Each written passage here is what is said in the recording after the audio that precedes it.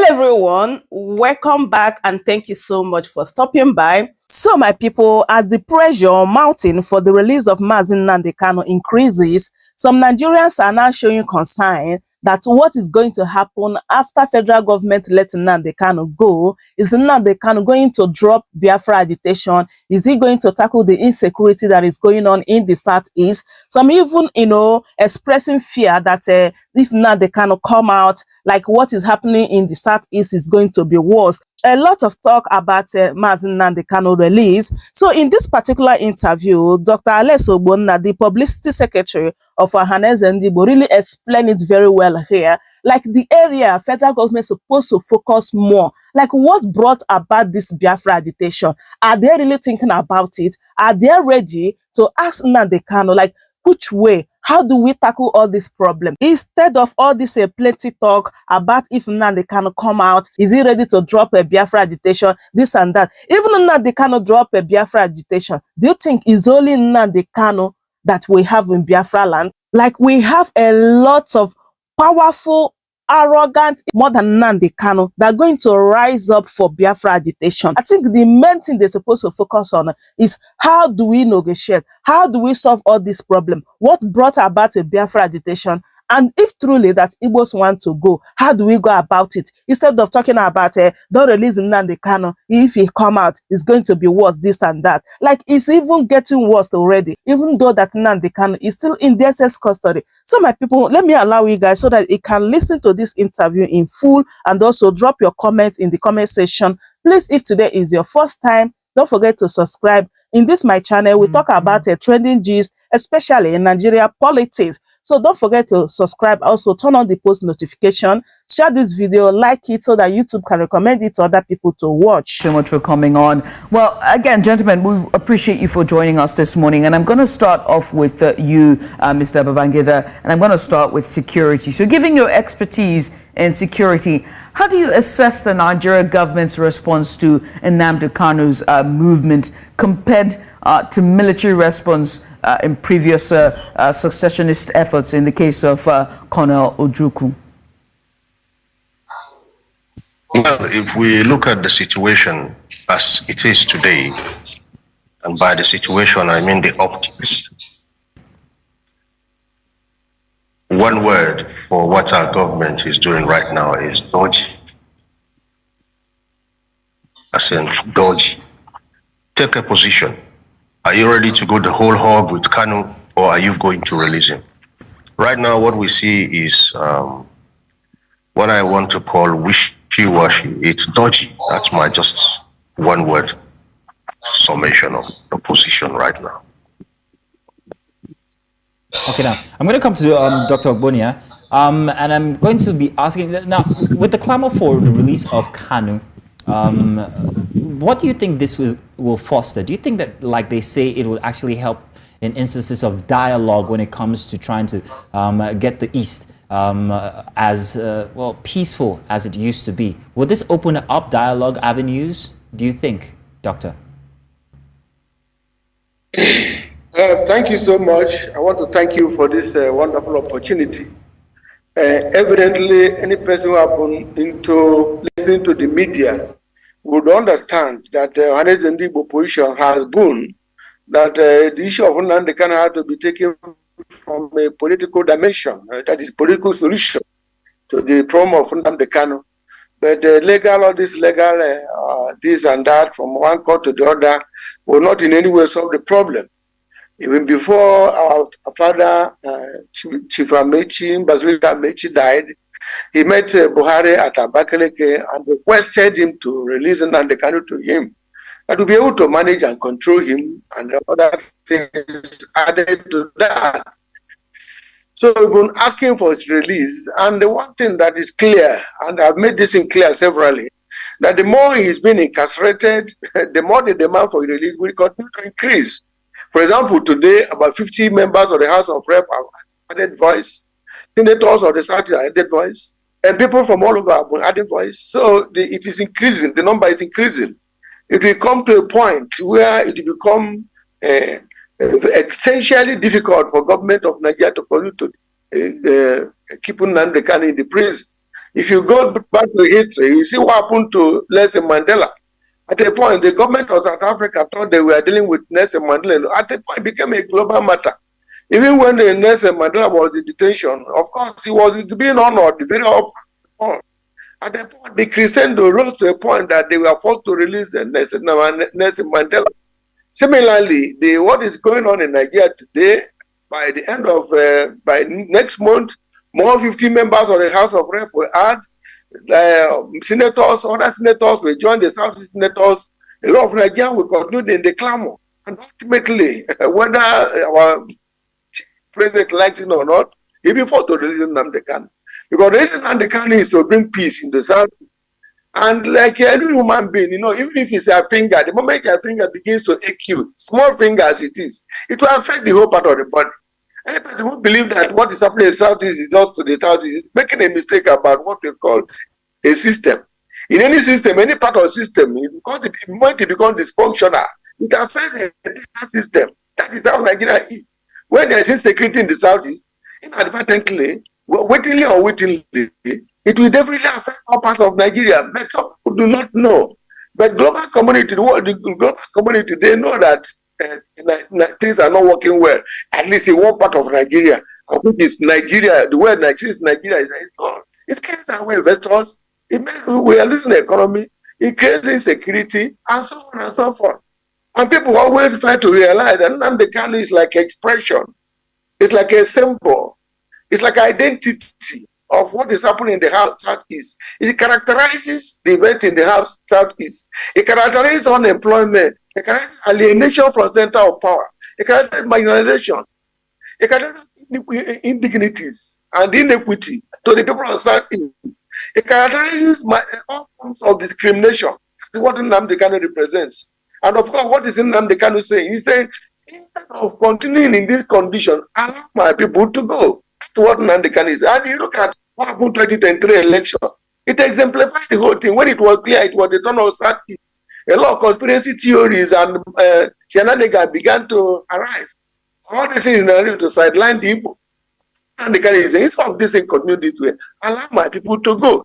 So when you are talking about political solution, not kinetic approach, you say, wow, so let us say that after all, the government of Nigeria had once called people of Boko Haram with negotiation and discussion.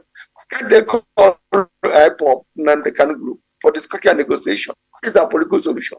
What is the problem? The problem is when Buhari was there, the great service chiefs were there. And no people were under the eligible or fit to hold any of the offices. Say that we worry any Igbo. Even if you release Nnamdi Kanu today and you conclude the Dr. Alex, if you keep going, we might have to cut you because we need to go to our next guest. Thank you very much. Now, you just made cases Dr. Alex, just for a second, so we can make sure that everyone has their say. Let me come to you, Mr. Babangida. He's making a case that his release would ensure inclusivity, but also peace. But how certain are we of this peace if Nnamdi Kanu is indeed released? Indeed, that is left to be seen. If you observe, my opening statements were the optics were dodgy on the part of the federal government. But then, other than the optics, we also have the dynamics of this situation. And the dynamics are what Dr. Alex is trying to speak about. At a point, even if one who is complicit has everything against him, over a period of time, if nothing concrete is done about him, you will turn him from a villain to a hero. The federal government need not fall into that cul-de-sac. What needs to be done now is simple. They need to reach an agreement with the subject, who is Nnamdi Kanu. And having reached an agreement, which they're going to sit down and draft, the necessary safety nets are put in place. And he is released. Probably he is even released to a group of people who are protagonists of his release. And we watch. If he goes and true to type, he keeps the peace, we build from there. If he doesn't, the federal government has what we call the monopoly of violence and the magnanimity of state. So we need not mince words or be dodgy about Nnamdi Kanu at this stage or at this stage of time, because truth be told, the optics and the dynamics are winning out on the side of the federal government. So they must be able to exploit these two things I've said, Okay. in the interest of peace, as we put it. Okay, so when we talk about release of Nnamdi Kanu, let's talk about the mechanism. Exactly how should this release be? Is he being released to continue his IPOB movement, or is he being released to perhaps maybe quell the issues that are happening inside of the East?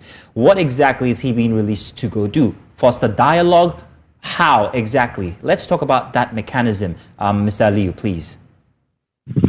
Indeed, if he has to be released, the government will have to sit down, as I told you, with him and speak about the terms and conditions, if I could put it that way, of what we are going to call matters post his release. Definitely, he's not just going to be released and say, just go your way and keep the peace. The government have to state what their expectations are. And he himself has to be at the table to hear what. Don't forget, we're all talking about release. How are we sure if the government's expectations are put on the table before him, he's going to accept them? The release is not automatic. He can decide to turn the release down. After all, Nelson Mandela, whom we are quick to mention, turned release offers down a lot of times. Yes, when the apartheid regime said, come and go home on this and that time, he said, no, I'd rather stay here. Because until you give me this and this, I just don't think I should be going home. So there is what you want to call a situation at hand where we have to sit down, both parties, and say, you know what? Nnamdi Kanu hasn't done anything new under the sky. Okay?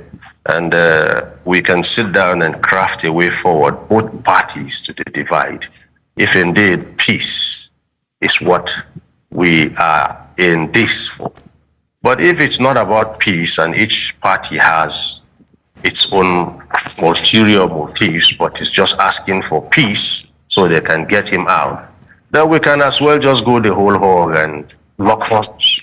After all, we are not locking horns yet per se, but there is no peace. Every region in this country has its own relative formula of insecurity and non-state act of violence. So that's just my position on this. We have to eyeball to eyeball, tell ourselves some truths, come to terms, put the, what do you call it now, T and C's, as you could say in your jingles, terms and conditions, on the table, and see where we go from there. Speaking of on the table and you know, putting all the stats on there, let's give a bit of, you know, let's look at this, take it back. The historical grievances that the Southeast have faced, perceived marginalization that the Southeast has faced.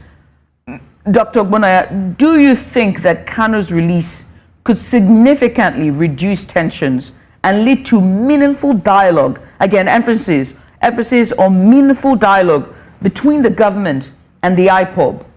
My question is why, and if no, why not? Okay, yeah, I can see three questions. One, in the first place, it will reduce insecurity because there are some people, some good lords who have cashed in on that, the fact that Nnamdi Kanu is in detention. And because of that, you see them trying to enforce it at home every Monday. So I am sure that when Nnamdi Kanu will be released, the issue of sit at home on Mondays will stop because there will not be any reason anymore for them to enforce it at home on Mondays in the Southeast. So that is number one. So number two, when you come to dialogue, people always look at, when you look at Nnamdi Kanu, they are looking at the effects. They are looking at outcome. They are not looking at the cause. It's a cause and effect phenomenon. People tend to disregard why Nnamdi Kanu, why the issue of IPOB, that is what had brought up IPOB in the first place. So negotiation will also look at the cause. Because people are now focused on the effect. The effect is agitation. What is it that causes agitation? This is the issues. that when we say political solution. So evidently, Nnamdi Kanu will not be alone in the negotiation. Some elders of Igbo elders of Hanese will also be part of the negotiation. I don't want to believe Nnamdi Kanu and Tinubu alone will sit in the negotiation. I want to believe that a few Igbo elites, a few elite of the government side will stay on the table to negotiate. At that point, some of this will be thrown open. And the truth, there's facts are sacred. Truth is always open and clear to everybody to understand. Some of these things are very statistical, things you can always see yourself. The empirical evidence to show what is happening in the Southeast. And if you're going to ameliorate them and the evidence or guarantee assurances that things will not continue to be like this. Like I said earlier, even Nnamdi Kanu is released today, and then Nnamdi Kanu will rise tomorrow if the station continues. Thank you. Thank you so much. Thank you very much, sir. Now, regarding his release, let's talk about if he's still kept in detention. How does that affect the situation in the states that are advocating for IPOB? Dr. Alex, please. Question again. If Nnamdi Kanu is still kept in detention, what are the implications if the detention is continuous? Well, like I said, if your finger, any part of your body dysfunctional, has problem, it will entirely affect the whole body. So if the insecurity in Southeast continues, it is gone for the whole country. The options are very clear. It's not an option for peace or option for crisis. So it is the benefit or advantage of Nigeria that Nnamdi Kanu is released because it will help everybody. When you have peace in one part of the country, when you have crisis or conflict or insecurity in one part of the country continuously, evidently it will affect the whole country. So it is the interest of Nigeria that Nnamdi Kanu. There is also talk that there are a few elements that are benefiting from his continued detention. Do you have an idea of who these elements might be or how exactly they are benefiting from the unrest that's happening in these states? Well, you can see people have myopia, narrow thoughts, people who are narrow thinkers and myopic in their ways of life. Some people who want to cash in and benefit from an unusual situation or condition to their own advantage. Or we have some people like that. Of course, you know, but it's not for me to discuss them. These are bad elements of society. All right. Well, thank you very much. Thank you so much, sir. I mean, finally, let me come to you, Mr. Babangida, just to wrap things up, right? And I would like to, at first you were talking about, the government and how this is taking so long and how they need to take a stand. What would that stand look like in this situation? It's simple. As I said, are you releasing him or are you not releasing him? Okay, this, I don't know how to put it now, has extended over a period. It's becoming boring. People are losing interest. Whether he's going to be released or not is key. That is one of the two possible outcomes. Now, how soon this outcome is brought about is what begins to make what I call the dynamics a bit heavier for the federal government to bear. Because the dynamics must match the optics. If you keep jumping from pillar to post and back to pillar, you are going to lose the followership, you are going to lose the consent, you are going to lose the concordance of the people. And don't forget, even in law, the law will always tend to the weaker part. So if Nnamdi Kanu is the weaker party and you keep playing politics with this situation, at the end of the day, you're just going to play back into square one, back to where we are coming from. So as I said, is he going to be released or is he not going to be released? That's one bullet. There is also a greater implication when we have to move forward. So there's also a greater implication when it comes to the situation in these states where you have a sit-at-home that has also resulted in the deaths of soldiers or policemen. It seems that Nigeria as a sovereignty has no grip on these states or the situation in these states. How does that implicate our security forces here? How does that implicate the sovereignty of Nigeria itself fighting a case of secession? Mr. I tell you, sorry, that's for me, right? Yes, please, go ahead. I tell you something about the armed forces of the Federal Republic. They are stretched thin. They are fighting on so many different fronts, and that too has its downsides. Soft force can be applied, wisdom can be applied, strategy can be applied in so many places. Some battlefields are closed, some are suspended, some are open, but that's a subject for another day. What I'm trying to make you understand is the issue of Biafra, the issue of Kanu Nnamdi, as Dr. Alex said, had its causes. And there are quite germane causes. If we really want to get to the bottom of this, we have to sit down and first of all address these causes. The causes are not perceived, they are actual. Even though the causes too have their own causes, but we must first and foremost rise above the past and come to the present and sit together and say, okay, this is much we give, how much will you give? These are the terms, these are the conditions. Let's put it and see if we can move forward. That's the way to go. Let that happen and let it fail. Not just continue saying, no, we won't. Let it happen. Let him violate the terms of the agreement. You don't tell a man he has failed an exam because you are told he is not a brilliant person. Let him write it and fail. Then we can say, okay, you know what? That option and that window is closed. That's the way to move this issue forward. Or else, as I said, it's going to continue to be dodgy. That's the word for now. It's dodgy. So my people, that is it. I hope you guys heard everything Mr. Babangida as well as Dr. Alex Ogbonnaya said in this particular video.